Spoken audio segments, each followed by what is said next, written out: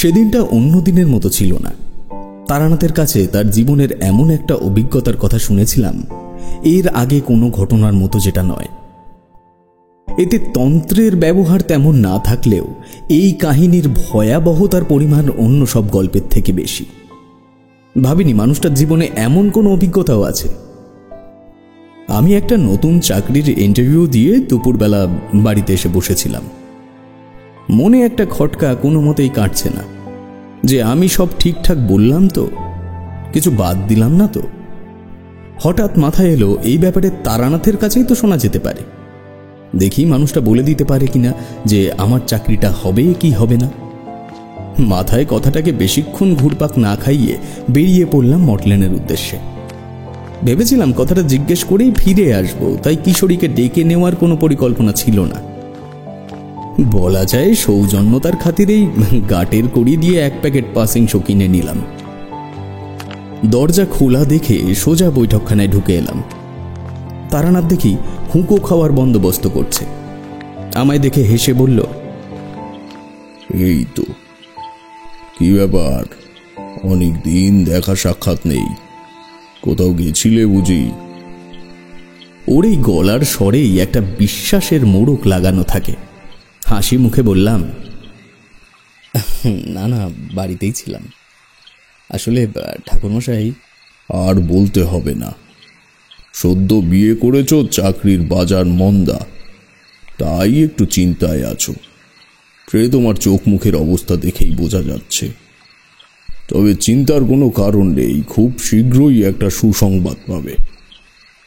কই দেখি, তোমার হাতটা এদিকে দাও দেখি। বলে হুঁকোর ঠিকরেটা পাশে নামিয়ে রেখে পরনের ফতুয়ায় হাতের তালুটা মুছে নিয়ে আমার ডান হাতটি তুলে নিল চোখের সামনে। হাতের তালুর দিকে 1 মিনিট, তারপর হাতটা উপুর করে 1 মিনিট দেখে মাথা নাড়িয়ে বলল, দেখেছ, যা ভেবেছি ঠিক তাই। কপালে অর্থযোগ আছে, কিন্তু কোনো এক সময় বিপুল সংখ্যক টাকা একবারে খরচ হয়ে যাবে। তবে তাতে বিপদের কিছু নেই। কথাটা শুনে আমি অনেকটাই আশ্বস্ত হলাম। প্রণামী বাবদ পকেট থেকে পাসিং শোয়ের প্যাকেটটা বের করে ওর হাতে দিয়ে বললাম, ঠাকুরমশাই, অনেকটা আশ্বস্ত হলাম। কি বলবো, মানে এই নিয়ে চিন্তায় প্রায় খাওয়া ঘুম সব বন্ধ হওয়ার জোগাড়। তারানাথ একটা সিগারেট ধরিয়ে বলল, এই চিন্তা থাকাটাই খুব স্বাভাবিক। বরং গৃহের সচ্ছলতার প্রতি চিন্তা না থাকলে সংসারের অমঙ্গল হয়। এই চিন্তা যে আমারও জীবনে আসেনি তা বললে ভুল বলা হবে। তবে সেই সময়টাকে মনে করতে চাই না আমি। কেন? সুখ দুঃখ মিলিয়েই তো জীবন। তবে অতীতের দুঃখের সময়গুলো মনে এলে ক্ষতি কিসের? তারানাথ বলল, দেখো, দুঃখের স্মৃতি হলে বরং ভালো হতো। এই স্মৃতি ভয়ের, আর সে ভয় শুধু চাক্ষুষ কোনো অভিজ্ঞতা নয়। সে ভয় শুধু ঘটনার শেষে কাহিনীর বর্ণনা শোনায়। আমি অবাক হয়ে প্রশ্ন করলাম, আপনি ভয় পেয়েছেন, তাও আবার কাহিনী শুনে? তারানাথ বলল, ভয় পেয়েছি শুধু এটুকু বললে ভুল হয়। তারপর থেকে গল্পের সারমর্ম বর্ণিত কাজটি আজীবন এড়িয়ে চলেছি। এই কথাটা শুনে আমারও একটু গা কেঁপে উঠল। উৎসাহিত হয়ে বললাম, কি কাজ এমন, জানা যায় কি? তারানাথ শেষ হয়ে যাওয়া সিগারেটের অবশিষ্টাংশ নারকেলের মালা দিয়ে বানানো ছাইদানিতে গুঁজে দিয়ে একটু গুছিয়ে বসল। তারপর বলল, জানতে চেয়েছ যখন বলতে তো আমায় হবেই। তবে বিশ্বাস যদি না করো তাও আমায় বলবে, কারণ এ ঘটনার কিছু অংশ আমি কেবল কানে শুনেছি। যাই হোক, পুরোটা তোমায় আমার দর্শনের ভিত্তিতেই সাজিয়ে বলি, তাতে তোমার বুঝতে সুবিধা হবে। বরাকর নদীর তীরে নাকি একটা পাগল রোজ সন্ধ্যা হলে গিয়ে বসে থাকে। এই খবর চলে গেল আমার গ্রামে। দিন কয়েক পরে আমার বাড়ির থেকে লোকজন নিয়ে এসে আমায় তুলে নিয়ে গেল বাড়ি। 1-1.5 বছর কেটে গেল, কোনো সাধন কর্ম নেই, কোনো ভবঘুরেমি নেই। বাড়ির থেকে বেরোলেই পেছন পেছন একজন আমায় অনুসরণ করে। কাজেই সারাদিন বলরাম ঘোষালের বাড়ির পেছনের পুকুরে মাছ ধরি, আর বিকেলবেলা হলে স্কুলের মাঠে গিয়ে ছেলেপুলের খেলাধুলো দেখি। এমন একটা বাধা ধরা জীবনে প্রায় অভ্যস্ত হয়ে গিয়েছিলাম। হঠাৎ একদিন গ্রামের হরিপদ মাস্টার এসে বাবাকে বললেন, শোনো আদিনাথ, ছেলে এখন বড় হয়েছে, ওকে কোনো একটা কাজে কর্মে লাগিয়ে দাও না কেন? কদিন পরে সংসার ধর্ম করবে, তা এখন থেকে কিছুতে একটা না ঢুকলে হয়? বাবা বললেন, আমিও যে একথা ভাবছিলাম না তা নয়, কিন্তু কার সাথে আলোচনা করব এই বিষয় নিয়ে? যেমন তোমাদের আগেই বলেছিলাম, আমরা রামজয়পুরের সব থেকে ধনী ভূস্বামী না হলেও সব দিক মিলিয়ে আমাদের একেবারে কম নামডাক ছিল না। ছোট থেকেই দেখে এসেছি, কোনো গুরুত্বপূর্ণ সিদ্ধান্ত নেওয়ার আগে গ্রামের সকল দিগ্গজ লোকরা আমার ঠাকুর দাদার কাছেই আসত। কাজেই বুঝতে পারছো, আমার অনিশ্চিত জীবনের জীবিকা নির্ধারণের ব্যাপারে কথা বলতে বাবার একটু সংকোচ বোধ হওয়াটাই স্বাভাবিক। হরিপদ মাস্টার দাওয়ায় বসে বললেন, দেখো আদিনাথ, তোমায় খোলাখুলি বলি, আমার মেসোমশাই রঞ্জিত রায় বল্লভের বাড়ি পলাশী, বকুলতলা গ্রামে। তোমায় তো আগেই বলেছি, ওনাকে একজন জমিদার বললে কম বলা হয়। তো ওনার শখ হয়েছে মাছের ব্যবসা করবে বড় করে, কিন্তু যে বেটাকে তদারকি করতে রেখেছিল সে নিজেই চুরি ছ্যাচরামি করে মস্ত লোকসান করে দিয়ে চলে গেছে। এখন ওনার একটা পড়াশোনা জানা ছেলে চাই। গ্রামের লোকের ওপর তার আর বিশ্বাস নেই, বুঝলে কিনা? তা আমি বলতে চাইছি, তারানাথকে একবার বলেই দেখো, খামোখা বসে থেকেই বা কি করবে? বাবা বললেন, বলছো যখন, ওকে আজ বলবো খন। বাবা কথাটি পারলেন দুপুরে খেতে বসে। আগের দিনের রীতি তো জানো, বাড়ির সবাই মিলে একসাথে খেতে বসার মতো একটা সুন্দর প্রথা সে সময় চালু ছিল। সোজাসুজি না বলে ঠাকুরদার কাছে একটু ঘুরিয়ে প্রস্তাব রাখা হলো। বলছি বাবা, তার আর তো বয়স হলো, এই সময় বসে বসে থাকলে ওর নিজেরই মন মানসিকতা আবার বিকৃত হয়ে যাবে। এর থেকে হরিপদ বলছিল ওর মেসমশায়ের মাছের আড়তে একটা কাজের ছেলের দরকার, ওকে সেখানে ঢুকিয়ে দেবো কি? ঠাকুরদা বাটা মাছের মুড়ো চিবোতে চিবোতে বললেন, ও ছেলে মানুষ হয়েছে, যেটা ভালো বোঝো সেটা করো। একদিন না একদিন কাজ তো করে খেতেই হবে, সেটা আজ হয় বা কাল। যাই হোক, যদিও রাজি হয় তবে যাওয়ার আগে একবার আমার কাছে পাঠিও। আমার কাছে শোনাটা বা আমার ইচ্ছে আছে কি না সে কেবল উপলক্ষ। বাবা একবার শুনলই না যে আমার এতে কি মত। দিন দুয়েকের মধ্যে আমার পলাশী যাওয়ার সমস্ত বন্দোবস্ত হয়ে গেল। মন খারাপ যে লাগছিল তাও নয়, এদিকে বিন্দুমাত্র উৎসাহও নেই। বেরিয়ে পড়ার আগে কথা মতো একবার ঠাকুরদার ঘরে গিয়ে বসলাম। দাদু আমায় ডেকে পাঠিয়েছিলে? ঠাকুরদা আমার হাত ধরে বললেন, শোন দাদু, কাজে যাচ্ছিস, মন দিয়ে কাজবাজ করিস, কোনো রকম আর অন্য কিছু নিয়ে চিন্তা ভাবনা করিস না। তোর জন্মের দিন যে আশ্চর্য ঘটনা ঘটেছিল তার প্রভাবেই তোর জীবন এত বৈচিত্র্যময়। মনে রাখিস, উচ্চ স্তরের সাধনা করতে গেলে যে প্রকার মানসিক প্রস্তুতির দরকার তা তুই হারিয়ে ফেলেছিস। তাই মিছে ওসব নিয়ে আর ভাবিস না। ঠাকুরদা যা বললেন তা সম্পূর্ণ বুঝতে না পারলেও এটুকু বুঝতে পারলাম, এই সতর্কতার পেছনে আমার বরাকর নদীর তীরের প্রণয়িনীর কোনো সংযোগ আছে। কারণ ওই ছিল তখনকার মতো আপাতকালীন ভবঘুরে জীবনের সমাপ্তি। পলাশীর বকুলতলা গ্রামে পৌঁছালাম তখন বিকেল 5টা। হরিপদ তার মেসমশাইকে ট্র্যাঙ্ক কল করে আগের থেকেই আমার আসার কথা জানিয়ে দিয়েছিল।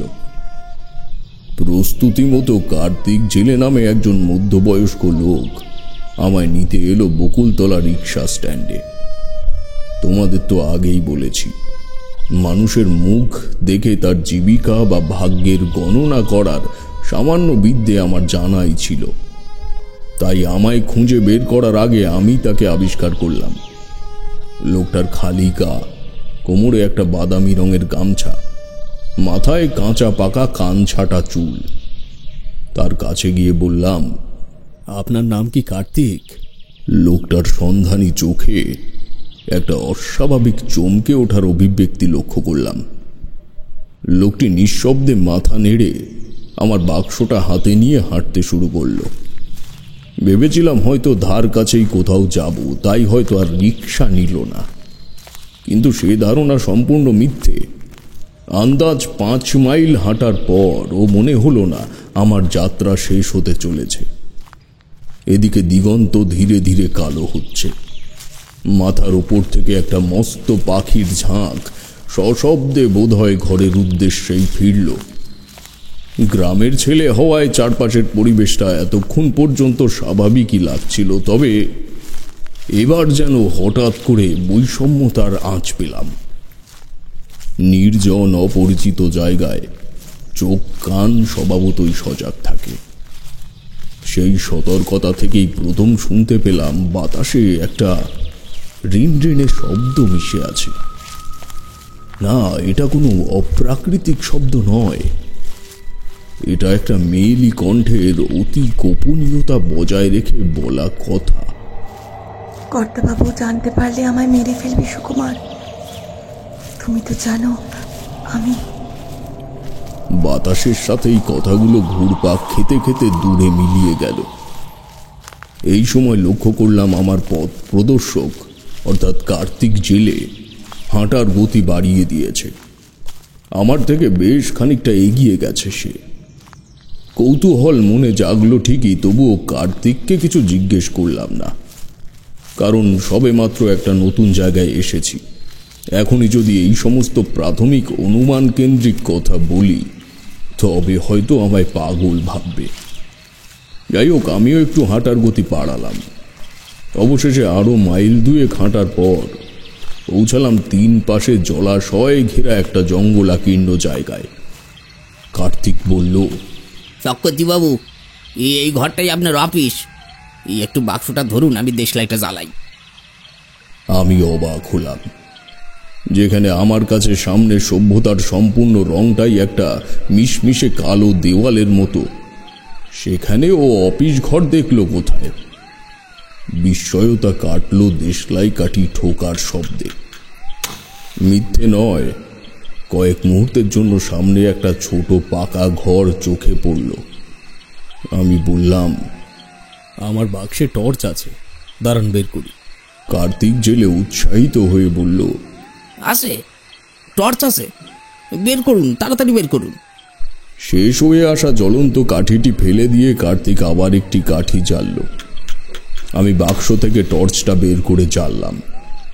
আমার কাজের দায়িত্ব অনুযায়ী এই টর্চের একটা বড় ভূমিকা আছে, এটা হরিপদ মাস্টার আগেই বলে দিয়েছিলেন।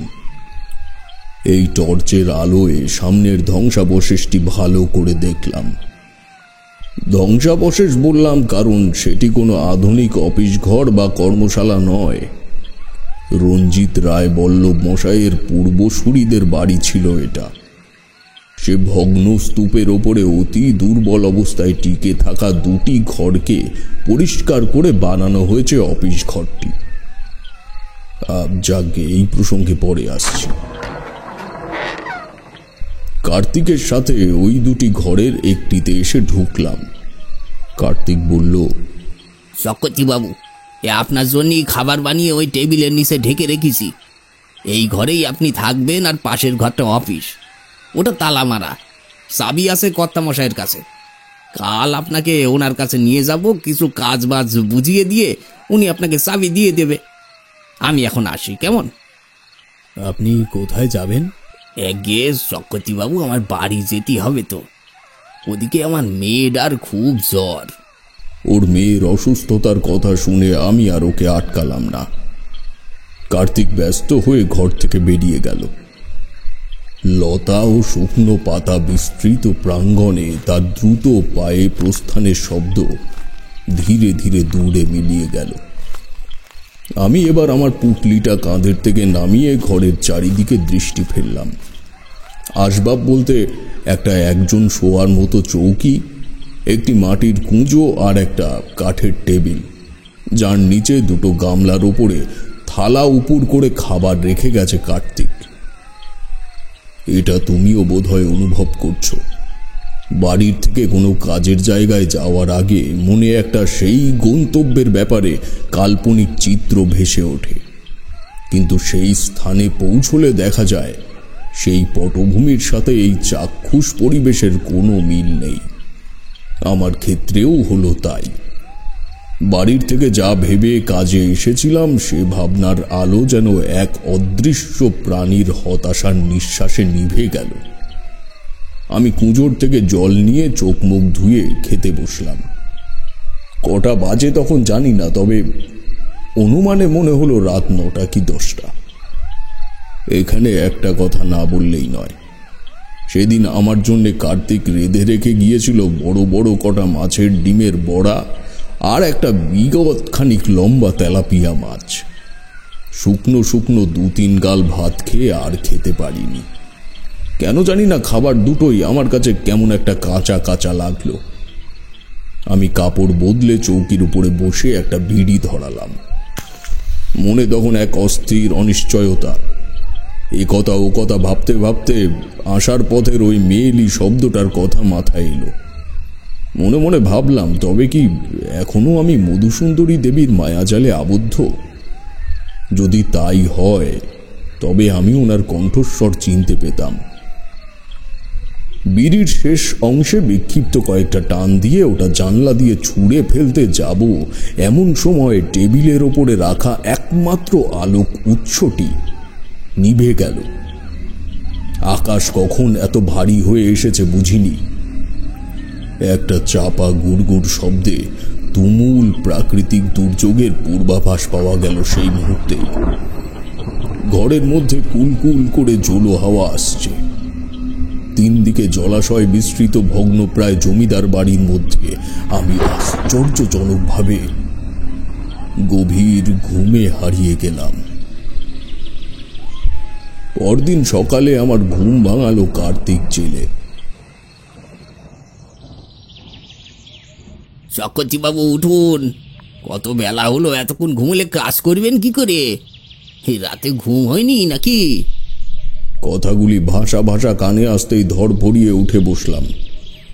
ব্যস্ত হয়ে বাক্স থেকে গামছা নিয়ে স্নান করতে যাব, এমন সময় কার্তিক বলল, কুয়োর জলে স্নান করুন চক্রবর্তীবাবু, দিঘির জলে নামার দরকার নেই। কৌতূহলবশত প্রশ্ন করলাম, কেন বলুন তো? না মানে ওই সোর স্যাচরের উপদ্রবের জন্য পার বরাবর সব কাটা গাছ ফেলে রেখেছি। সবে তো এলেন, 2 দিন যাক ঠিক বুঝতে পারবেন। শেষ কথাটা বলার সময় ওর চোখে মুখে কেমন একটা সতর্কতার ভাব লক্ষ্য করলাম। তারপর কথা না বাড়িয়ে বাইরে চলে এলাম স্নান করার উদ্দেশ্যে। দিনের আলোয় আশেপাশের পরিবেশটা দেখে মন ভরে গেল। আমার ঘর সংলগ্ন মস্ত 2টি কৃষ্ণচূড়া গাছ কাল রাতে ক্ষণিকের আলোর ব্যাপ্তিতে 2টি মস্ত কালো দৈত্যের মতো লেগেছিল। অসংরক্ষিত প্রাঙ্গণে তার ফুল ঝরে একটা লালচে চাঁদরের সৃষ্টি করেছে। ডান দিকের গাছটির তলায় চোখে পড়ল কুয়োটি, এবং শুধু তাই নয়, কুয়োর জল পানযোগ্য করে রাখার জন্য 2টি বাঁশের খুঁটি করে একটি চটও টানানো আছে। ফেলে আসা স্থান ভিত্তিক অবসাদটা নিমেষেই মিলিয়ে গেল সুদূর অতীতের স্মৃতিগুলোর সাথে। আমি স্নান সেরে কার্তিকের সাথে বেরিয়ে গেলাম জমিদার রঞ্জিত রায় বল্লভের বাসগৃহের উদ্দেশ্যে। জমিদারই বটে, আমার কর্মস্থল থেকে এই প্রাসাদের মধ্যেকার রাস্তাটুকুর মধ্যে এমন বাড়িঘর আমার চোখে পড়েনি। বলা ভালো বেশিরভাগই মাটির দোচালা বাড়ি, কিন্তু জমিদার বাড়ি 4 মহলা। মাঝখান থেকে একটা মস্ত সিঁড়ি উঠে গেছে ছাদ পর্যন্ত। সত্যি বলছি, আমার ফেলে আসা জীবনে আমি অমন বাড়ি কখনো দেখিনি। কার্তিক সোজা আমায় নিয়ে বসলো এক চোখ ধাঁধানো রাজকীয় বৈঠক ঘরে। 4টি দেওয়ালের প্রত্যেকটায় ইয়া বড় বড় বাঁধানো ছবি ঝুলছে। কি সুন্দর সে চিত্রাঙ্কন, সে সুন্দর বর্ণনা আমার 7 দিনেই দেওয়ার। আর যে সুবিশাল এক পাল্লা দরজা পেরিয়ে এই ঘরে এলাম, তার ওপরে মাঝ বরাবর বিজয়ী সম্মাননা পদকের মতো লাগানো আছে একটি মস্ত বাঘের মাথা। জমিদার বাবুকে ডেকে পাঠানোর প্রায় 20 মিনিট পরে উনি এলেন। তা প্রায় 6-6.5 ফুট লম্বা তো হবেই। টুকটুকে ফর্সা গায়ের রং তার। ঠোঁটের ওপরের পাকানো গোপটা সব সময় যেন সামনের ব্যক্তিকে শাসন করে চলেছে নিঃশব্দে। আমার গলাটাও একটু কেঁপে গেল। উঠে দাঁড়িয়ে বললাম,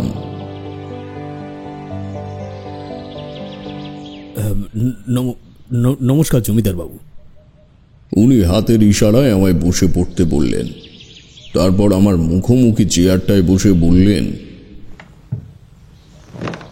তোমার নামটা যেন কি? আগে তারানাথ চক্রবর্তী। ও আচ্ছা, ব্রাহ্মণ। আগে বেশ ভালো কথা। বলে উনি পকেট থেকে একটা চুরুট বের করে ঠোঁটে ঝোলালেন। পকেটে ইতস্তত খোঁজাখুঁজির ভঙ্গিতে হাত বোলাতেই পাশে দাঁড়িয়ে থাকা কার্তিক জেলে এসে তার চুরুটটি জেলে দিল। উনি বললেন,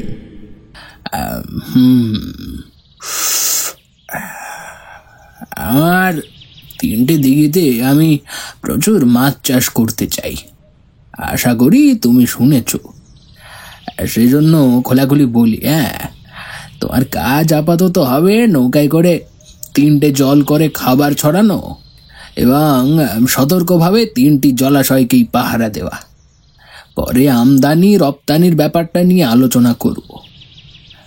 আগে চারাগুলো একটু বাড়ুক, কেমন? আমি মাথা নেড়ে সম্মতি দিলাম। জমিদার উঠে দাঁড়িয়ে বললেন, বেশ, তাহলে এই কথাই রইল। কার্তিক তোমায় অফিস ঘরে চাবি দিয়ে দেবে। আর হ্যাঁ, সকালে খেয়ে এসেছো? আমি কিছু বলার আগেই উত্তরটা দিল কার্তিক। হেসে বলল, কর্তামশাই, চক্রবর্তীবাবু ঘুমোচ্ছিলেন, আমি তাকে ডেকে তুলিয়ে আনলাম। আমি লজ্জিত হয়ে জমিদার বাবুর দিকে চাইতেই উনি বললেন, ওটা কিছু না, প্রথম প্রথম তো। কাজ শুরু হলে সব ঠিক হয়ে যাবে। যাই হোক, দুপুরের খাবারটা খেয়ে তারপর চিও। তবে তারানাথ থামল। ওর চোখ ছোট হয়ে কোটরে ঢুকেছে দেখলাম। কপালের ভাঁজটা একবার সংকুচিত হয়ে আবার মিলিয়ে গেল। তারানাথ কপালের চামড়া 2টি আঙুল দিয়ে চেপে এক জায়গায় করে কিছুক্ষণ ধরে রইল। তারপর বলল, আমায় একটু সময় দাও, আমি একটু গুছিয়ে নিই। তোমাকে বললাম, এই ঘটনা শেষটা আমি নিজের চোখে প্রত্যক্ষ করিনি। এই ঘটনা শেষটুকু শুনেছি আমার বাবা ও জমিদার রঞ্জিত রায় বল্লভের মুখে। তাই তোমায় বোঝানোর মতো করে একটু সাজিয়ে নিই। মিনিট 5 চুপ করে রইলাম। ভাবলাম, এমন একটি অভিজ্ঞতাও তারানাথের জীবনে আছে। সেও তন্ত্রমন্ত্রর আকস্মিকতা ছেড়ে কোনো একদিন তবে চাকরির খোঁজে বেরিয়েছিল। তারানাথ প্যাকেট থেকে আর একটি সিগারেট বের করে ধরালো। তারপর তাতে একটি লম্বা টান দিয়ে আবার বলতে শুরু করল, জমিদার বাড়ির মধ্যাহ্ন ভোজ কিরূপ হয় তার বর্ণনা আর তোমার কাছে করব না। এক কথায় পেট ভরে খেয়ে আবার আমার ঘরে ফেরার উদ্দেশ্যে যখন বেরোলাম, তখন চারিদিক পশ্চিমের তামাটে রঙে লাল হয়ে এসেছে। কার্তিককে বললাম, আচ্ছা, দিঘিতে মাছ ছাড়া হয়েছে কবে? বেশি দিন না, ওই ধরুন 15 আগে। আপনি কি কাজ করেন? আমি এই কর্তামশাই যা যা বলে প্রায় আমার সাধ্যমতো সবই করে দিই। তবে তবে ও না, কিছু না। এই উত্তরটায় যে একটা বিভীষিকাময় সত্য গোপন করা হয়েছিল তার আঁচ আমি তখন পাইনি। তবে কার্তিক জেলে যে কিছু একটা বলল না সেটা ভালোই বুঝতে পেরে গেছিলাম। যাই হোক, যা বলছি পরপর শোনো। একটার পর একটা সাজিয়ে বলছি, মন একদম স্থির করে শুনতে থাকো। তো সেদিন সন্ধ্যার আগেই আমার কর্মক্ষেত্রে ফিরে এলাম। কার্তিক আমায় রাস্তার মুখে ছেড়ে বাড়ি চলে গেল। আমার মনে কিন্তু তখনও কোনো রকম অপ্রাকৃতিক বা অপ্রাসঙ্গিক কিছু প্রশ্রয় পায়নি। আলো থাকতে থাকতে সেদিন বাড়ির চারিদিকটা একটু ঘুরলাম। ভগ্ন ধ্বংসস্তূপের পেছনের দিঘিটায় দেখলাম একটা ছাউনি দিয়ে বাঁশের মাচা করা আছে, আর সেই মাচার খুঁটির সাথে বাঁধা রয়েছে একটা নৌকা। সত্যি পড়ে আসা বেলায় এই সোনালি আভা, দিঘির জলের শান্ত ঢেউ এবং যেন স্বর্ণ তরঙ্গ বয়ে নিয়ে চলেছে। নৌকাটা আপন মনে তাদের সাথে তাল মেলাচ্ছে। এই পরিবেশের মূল্য দেওয়া তো অনেক দূরের কথা, শুধুমাত্র এক ঝলক দেখার সৌভাগ্যও তোমাদের হয়নি। এই অনুভূতি ঘটনাস্থলে একা না থাকলে অনুভব করাও শক্ত।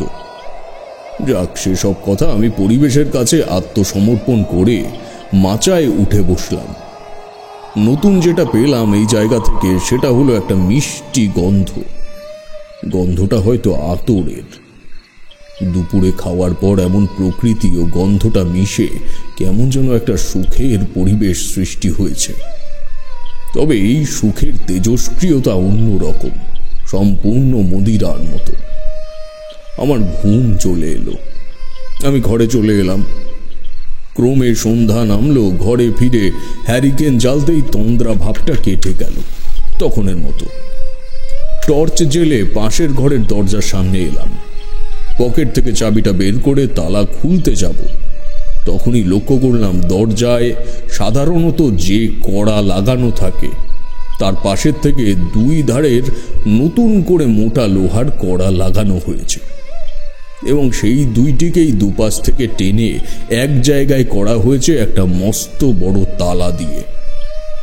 সহজভাবে চাবিটা ঢুকিয়ে মোচড় দিতে তালাটা খুলল না। বেশ কসরত করেই খুলতে হলো সেটি। দরজা ঠেলে ভেতরে ঢুকলাম। টর্চের আলোয় প্রথম যেটা চোখে পড়ল তা হলো একটি ছবি। আমি এক পা দুপা করে ছবিটার কাছে এসে দাঁড়ালাম। ফ্রেমটা পুরনো কালের হলেও সদ্য এটাকে ঝেড়ে পুচে চকচকে করা হয়েছে। ছবিতে একটি মেয়ে হাতের মুঠোয় দুটি পদ্ম ফুল নিয়ে করুণ দৃষ্টিতে চেয়ে আছে সামনের পুকুরের দিকে। নিচের এক কোণে চিত্রকরের নাম সই করা ছিল, কিন্তু ওই স্থানটি খুব অযত্নে ছিঁড়ে ফেলা হয়েছে, এবং সেই অযত্নতার আঁচড় পৌঁছেছে মেয়েটির পা পর্যন্ত। নিটোল গড়নের মেয়েটি অসম্ভব সুন্দরী হলেও ডান পায়ের নিচের অংশটি চিত্রশিল্পীর নাম গোপন করার স্বার্থে একই সাথে উঠে এসেছে। স্থির হয়ে ছবিটির দিকে তাকিয়ে আছি। এমন সময় হঠাৎ মনে হলো ছবিটি খানিক বদলালো। যে ডান পায়ের দিকটা ছেঁড়া ছিল সেই পা ঈষৎ উপরে উঠেছে। গোড়ালির নিচে আর কিছু ছিল না, কিন্তু এখন নূপুর ও পায়ের বুড়ো আঙুলটি ছবির অক্ষত স্থানে। সহজাতভাবেই পা পিছিয়ে আসতে শুরু করেছে, কখন জানি না। টের পেলাম চৌকাঠে এসে পা ঠেকতে। কাঁপা কাঁপা হাতে তালা লাগিয়ে দিয়ে নিজের ঘরে ফিরে এলাম। সেদিন রাতে কোনো মতেই চোখের পাতা এক করতে পারলাম না। ভূত, পিশাচ, পেতনি, হাঁকিনি অনেক দেখেছি, এটা কিন্তু তার ভয় নয়। ভয়টা তখন আমার অন্য কিছুর। ভয়টা আমার ভবিষ্যতের। দাঁড়াও একটু বুঝিয়ে বলি। আমি এই জাতীয় অলৌকিক জগতের থেকে বেশ কিছুদিন দূরে ছিলাম, তবে জীবনে যে আবার আমায় ওই পথেই ফিরতে হবে তা আমি জানতাম। কিন্তু তবুও মধুসুন্দরী দেবী চলে যাওয়ার সময় আমায় বলেছিলেন সামনে আমার ঘোর বিপদ। তবে কি বিপদ বা আমার প্রাণ সংশয় আছে কিনা জিজ্ঞেস করায় উনি আমায় কিছু বলেননি। যেটা বলেছিলেন সেটা হলো আমি নাকি বিপদ এলে আগে থেকেই তা বুঝতে পারব। এক্ষেত্রে সেই বিপদের ঘণ্টাটাই আমার মনের মধ্যে আর্তনাদের সুর তুলতে লাগলো। হ্যারিকেনের আলো কমিয়ে দিয়ে ভোর নাগাদ একটু ঘুমানোর চেষ্টা করলাম, কিন্তু না, ঘুম এলো না আর সেই রাতে। বেলা 7টা নাগাদ কার্তিক এলো। আমি তখন ঘরের দরজার বাইরে একটা উঁচু ঢিবির উপরে বসে আছি। ওকে দেখে নিজেকে যতটা সম্ভব স্বাভাবিক করার চেষ্টা করে বললাম, আপনারা আসতে এত দেরি হলো যে? আমি কখন থেকে তৈরি হয়ে বসে আছি। কার্তিক কাছে এলে বুঝলাম ওর মুখটা কালো হয়ে আছে। হঠাৎ মনে পড়ে গেল ওর মেয়ের শরীরটা ভালো ছিল না। প্রশ্ন করলাম, কি ব্যাপার? আপনার মেয়ের কিছু হয়েছে নাকি?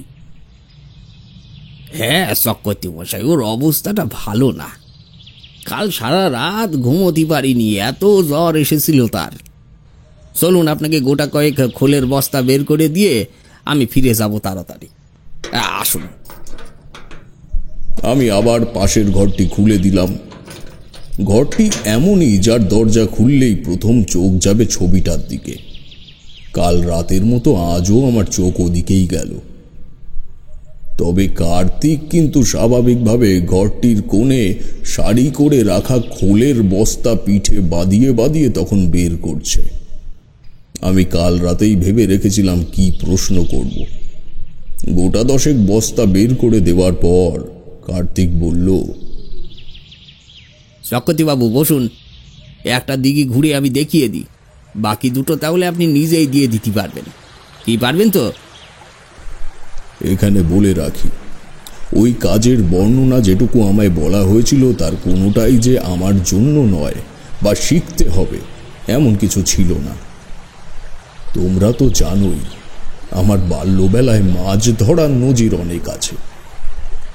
এক সময় ষোড়শী চাটুর্যের পুকুরে নিয়মিত চার ছড়িয়ে মাছ ধরার অভিজ্ঞতা আছে আমার।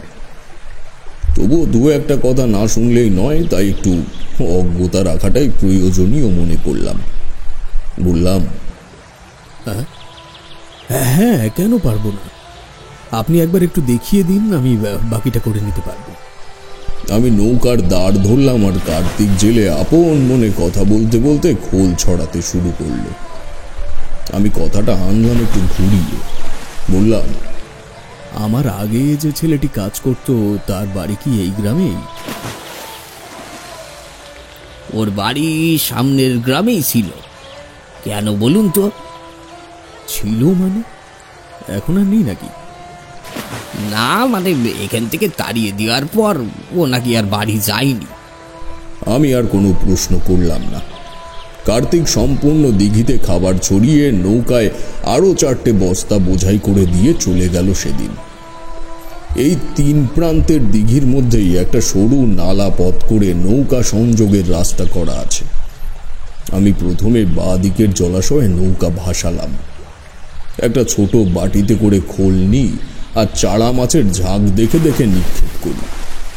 এমন চাকরি কে পায় বলো? দিন 10 মনেই হলো না আমি কাউর মালিকানাধীন হয়ে এসব করি। 11 দিনের দিন আমার আবার ডাক পড়ল জমিদার রঞ্জিত রায় বল্লভের মহলে। পৌঁছে দেখি সে বিরাট আয়োজন। সেদিন জমিদার বাবুর একমাত্র মেয়ে ইন্দুমতির জন্মদিন। আজ একটি অন্য ঘরে গিয়ে অতিথিদের বসানো হয়েছে। এই ঘরটিও বৈঠক কক্ষের সমসাময়িক। উঁচু দেওয়ালের প্রায় সর্বত্রই পূর্বপুরুষদের বড় বড় ছবি ঝোলানো আছে। একজন বৃদ্ধ থালার উপরে কাঁচের গ্লাস সাজিয়ে নিয়ে ঘরে এলেন। গলা তুলে বললেন, উপস্থিত সকল অতিথি ও শুভাকাঙ্ক্ষীদের, আজ আমাদের ইন্দুমতি মা নিজের হাতে শরবত পরিবেশন করবে। জমিদার বাবু এখনই আসছেন ওনার কন্যাকে নিয়ে। প্রস্তাবটি শোনা মাত্রই অতিথিদের মধ্যে একটু বাড়তি সংযত ভাব লক্ষ্য করলাম। একটু বিক্ষিপ্তভাবে বসে যে কজন মানুষ একে অপরের সাথে কথোপকথন করছিল তারা সোজা হয়ে বসল। মিনিট 2 পরে জমিদার রঞ্জিত রায় বল্লভ যাকে নিয়ে এলো তাকে দেখার পর অন্য কোনো মানুষ হলে সেখানের থেকে উন্মাদের মতো ছুটে পালিয়ে যেত। জমিদার বাবুর একমাত্র মেয়ে ইন্দুমতি, আর কেউ নয়। এই মেয়েটির ছবি তো আমি আমার অফিস ঘরে দেখেছি। এমনকি আজও কাজের ঘরে তালা দিতে গিয়ে ছবিটির দিকে আমার চোখ পড়েছিল। ভাবতে পারছো তখন আমার মনের অবস্থা। বিচার বুদ্ধি বিবেচনা সব হারিয়ে ফেলেছি, তবুও চোখে মুখে তার অভিব্যক্তি প্রকাশ করতে পারছি না। মেয়েটি হাতে হাতে সবাইকে শরবতের গ্লাস তুলে ধরছে অতিথিদের সামনে, আর তার বাবা জমিদার রঞ্জিত রায় বল্লভ প্রত্যেককে করজোড়ে মার্জনা জানাচ্ছেন। একে একে আমার সামনে যখন তারা এলো তখনই শেষ হয়ে গেল ক্লাস। জমিদার বাবু হাতের ইশারায় আবার থালা ভরে আনতে বললেন। ঠিক তখনই ঘটল একটা গোপন নেত্র সংযোগ। মেয়েটি এক দৃষ্টিতে আমার দিকে তাকিয়ে রয়েছে। আমার দৃষ্টি আটকে নেই সেখানে, কিন্তু অনিচ্ছা সত্ত্বেও বারবার ওই চোখে আটকে যাচ্ছি আমি। একবার আমি অপ্রস্তুত হয়ে ঈষৎ হাসলাম, কিন্তু না, ওই চোখে মুখে কোনো পরিবর্তন নেই। জমিদার বাবু অন্য অতিথিদের সঙ্গে কথা বলতে তখন ব্যস্ত। আমি আর বসে থাকতে পারলাম না। মনে হলো ওই চোখ দুটো আমার মনের সমস্ত অভিসন্ধিকে এলোমেলো করে দেওয়ার চেষ্টা করছে। উঠে দাঁড়াতেই জমিদার বাবু বললেন, আরে আরে তারা না, তুচ্ছ কোথায়? উফ, এই ভুজুয়াটা কোথায় যে গেল? বসো বসো মা, এটা আমার মাছের ব্যবসার নতুন ম্যানেজার, ওর নাম তারানাথ চক্রবর্তী। মেয়েটি এবার একটু হাসল। সে কি বলবো, তোমায় ত্রিভুবন জয় করে দেওয়া সে হাসি। আমি তখন যুবক, তোমাদেরই মতো, কি করে বলি এসব কথা। যাই হোক, আমি মন্ত্রমুগ্ধের মতো আবার সে স্থানেই বসে পড়লাম। সেদিন ওই একবারের জন্য ওই ঘরে মেয়েটিকে দেখলাম। তারপর সেই যে ওপরে চলে গেল, আর দেখা পাওয়া গেল না। লোকের মুখে শুনলাম বিশেষ অতিথিদের জন্য বাড়ির দোতলায় আলাদা আয়োজনের ব্যবস্থা করা হয়েছে। সেদিন আর একটি লোকের সাথে খাওয়ার প্যান্ডেলে আমার পরিচয় হলো। কথায় কথায় উনি বললেন, মশাই, 20 বছর পরে জমিদার বাড়িতে এত বড় অনুষ্ঠান হচ্ছে। আমি বললাম,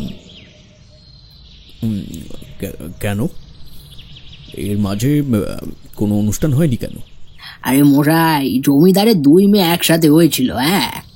একজন ইন্দুমতি আর একজন মধুমতি, কিন্তু ছোট মেয়েটা মাত্র 8 মাস বয়সে জন্ডিসে মারা যায়। তারপর থেকে তো সমস্ত অনুষ্ঠান, কুলো পুজো সব বন্ধ হয়েছিল।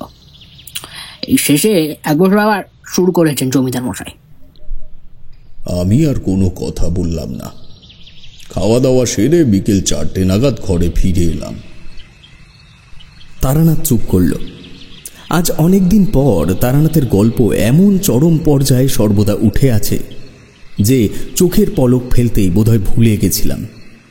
দেখলাম গল্প শুনতে শুনতে ডান পায়ের গোড়ালির ওপরের যে স্থানটি চেপে ধরে রেখেছিলাম তার রক্ত শূন্য হয়ে সাদা হয়ে গেছে।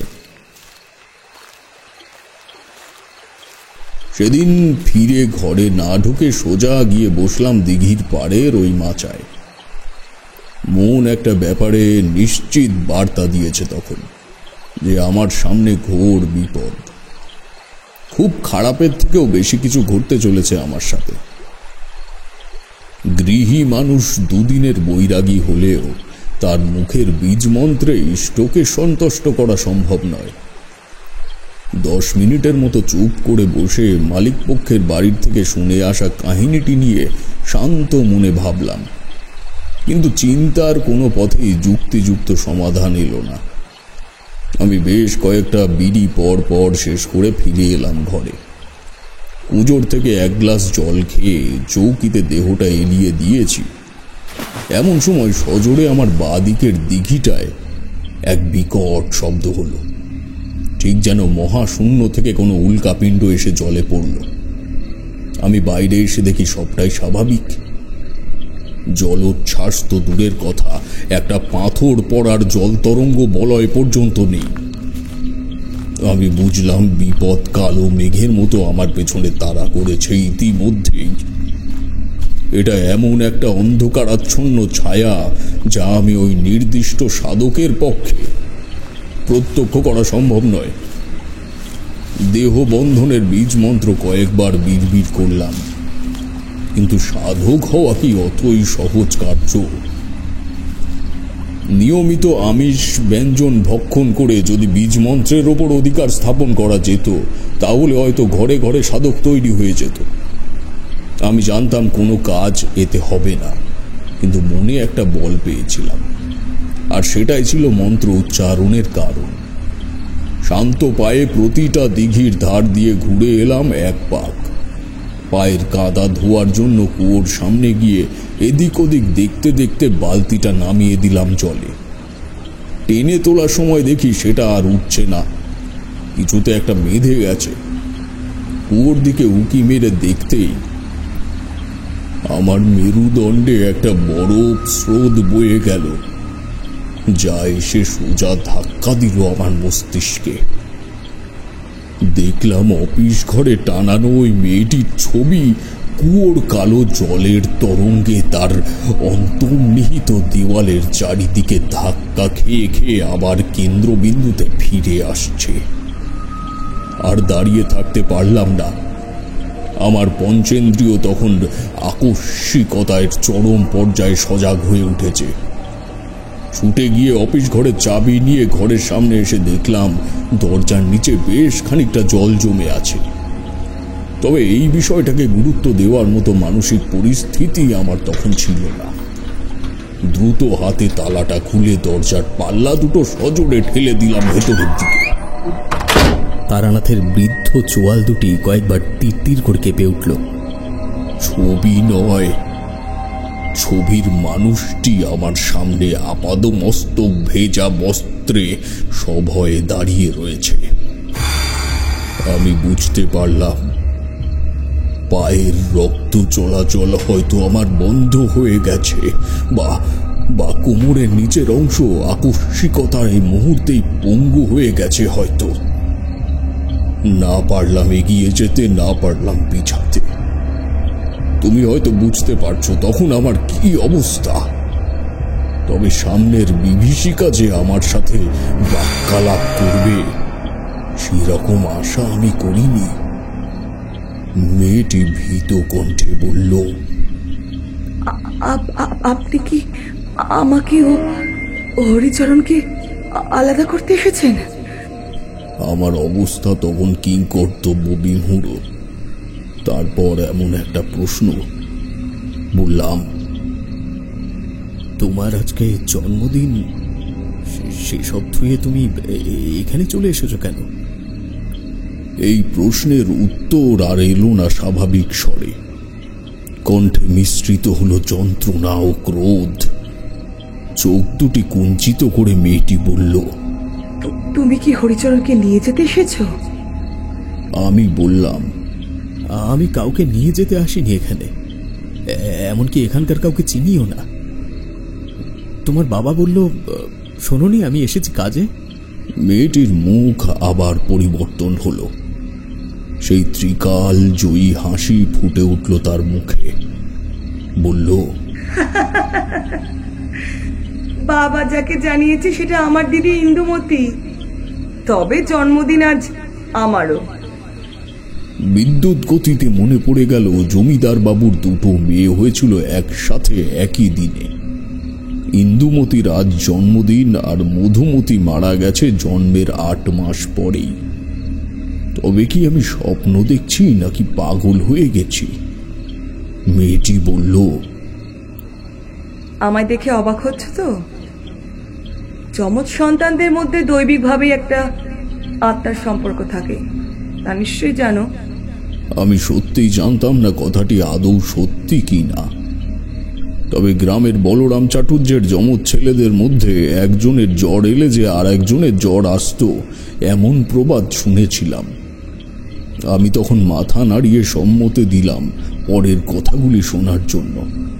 মেয়েটি বলল, তাহলে এটা জানো না, দিদির যাকে পছন্দ হয় বোনেরও তারই প্রতি দৃষ্টি পড়ে।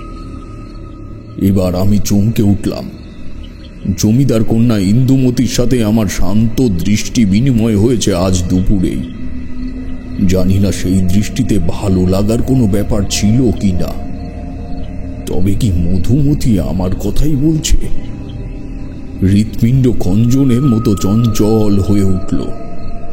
মধুমতি বলল, ভয় পেও না, তুমি না, ওর পছন্দের মানুষ হরিচরণ।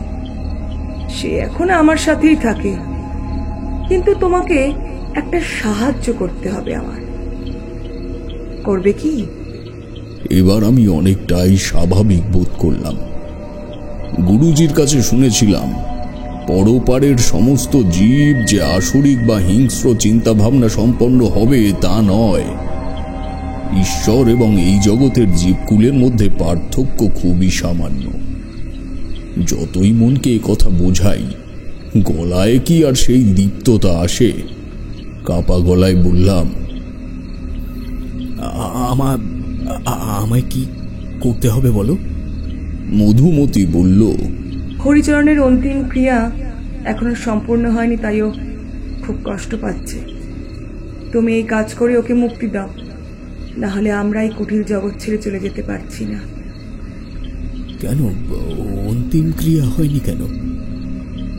সে অনেক কথা, তবে আজকে রাতের মধ্যে আমাদের মুক্ত করতে পারলে তোমার কাছে সত্যি কৃতজ্ঞ থাকব। আজকের দিনে সব থেকে বড় উপহার পাব। হাজার হোক, এই দিনে আমিও তো জন্মেছিলাম জমিদার ঘরে।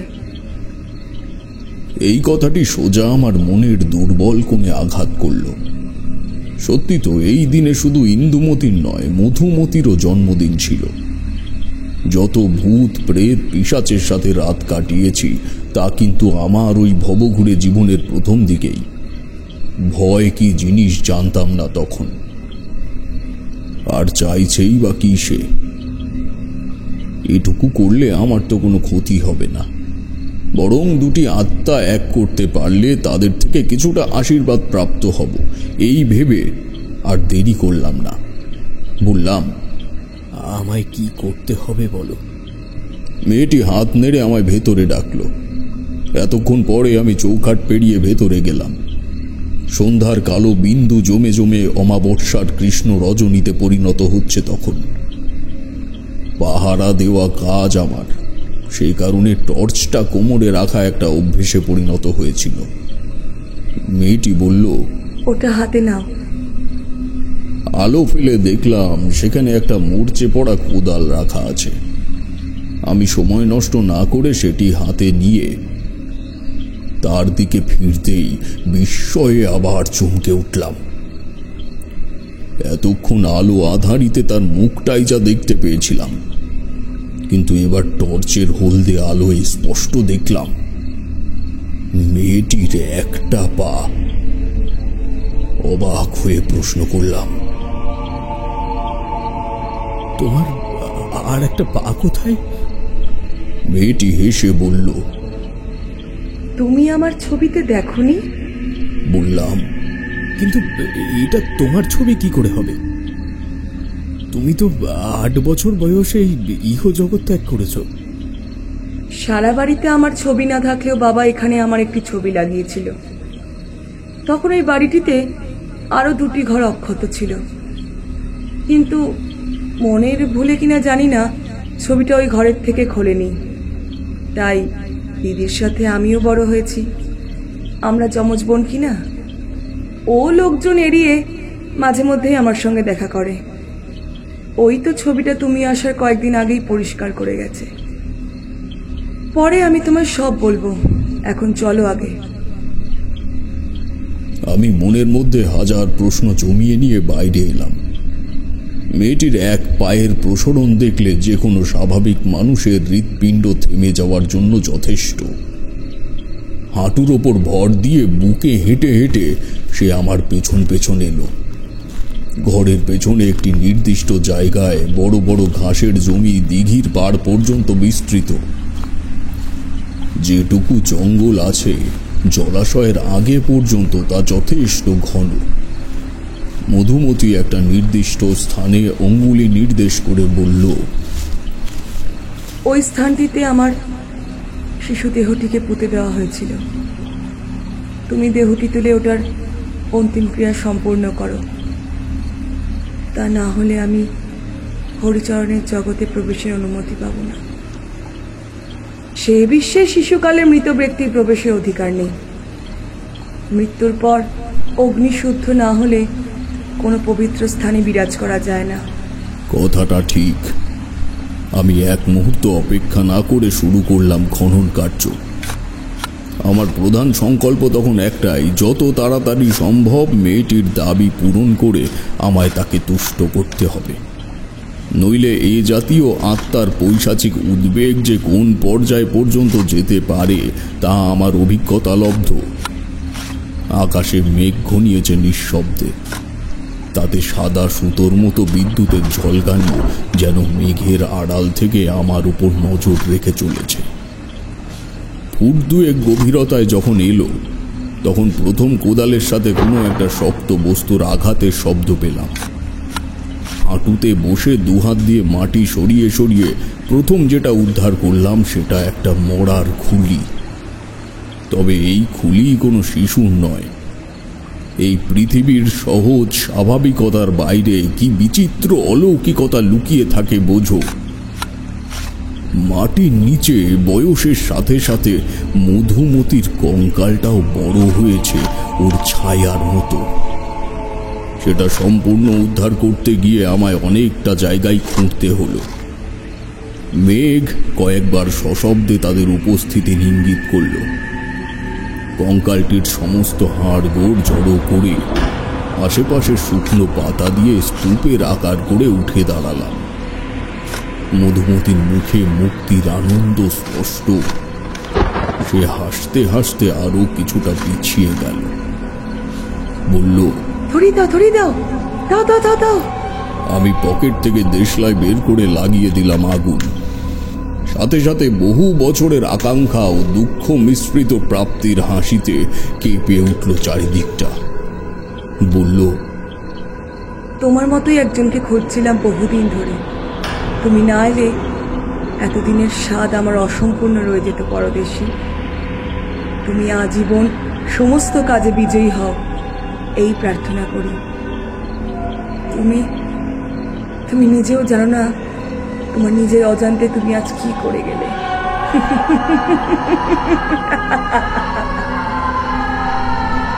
কথাটি বলে আমায় আবার প্রশ্নের এক পর্বতের সামনে দাঁড় করিয়ে গেল ওই মূর্তিমান বিভীষিকা। কি বিদঘুটে সে হাসি, নিমেষেই কি কুৎসিত হয়ে গেল হৃদয় জয় করা সেই মুখ। পরিবেশে যেন তার হাসির শব্দই প্রলয় লাগলো। আমি আর দাঁড়িয়ে থাকতে পারলাম না। কেন জানি না মনে হলো হয়তো জ্ঞান হারাবো, ঠিক যেমন মধুসুন্দরী দেবীর আবির্ভাবের কালে হয়েছিল।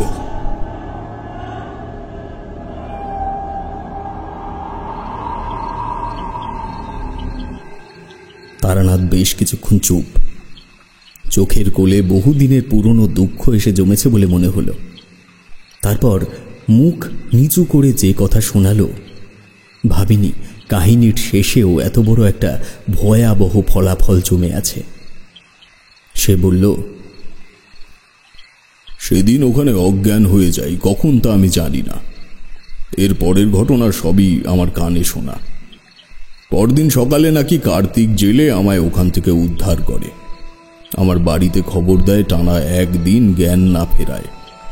কিন্তু আমার জ্ঞান হারানোর ঘটনার সাথে যে আরো দুটো ঘটনার প্রত্যক্ষ মিল রয়েছে তা আমি ছাড়া আর কেউ জানে না। আর আজ জানলে তুমি।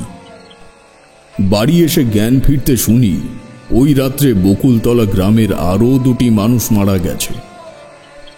প্রথম জন হল জমিদার রঞ্জিত রায় বল্লভের বড় মেয়ে ইন্দুমতির অগ্নিদগ্ধ মৃতদেহ। ঘরের মধ্যে দরজা বন্ধ অবস্থায় বাড়ির কাজের লোক প্রথম তার দেহ আবিষ্কার করে। আর দ্বিতীয় হল হরিচরণ সান্যাল, বকুলতলা গ্রামের একমাত্র চিকিৎসক হরিহর সান্যালের ছেলে। বাড়ির উঠোনে বিষ খেয়ে পড়েছিল। পরে জেনেছি ইন্দুমতি ও হরিচরণের মধ্যে ভালোবাসার সম্পর্ক ছিল এবং পাড়ার লোক জানল যে প্রিয় সখীর সাথে কোনো মনোমালিন্যের কারণে তারা দুজনই ওই রাতে আত্মহত্যা করে। তবে যমজ সন্তানের একজনের জ্বর এলে যেমন অন্যের জ্বর আসে, ঠিক তেমনি একজনের দেহে আগুন লাগলে ছ্যাঁকাটা যে অন্যজনের শরীরেও লাগবে তার বিন্দু মাত্র আঁচ আমি পাইনি।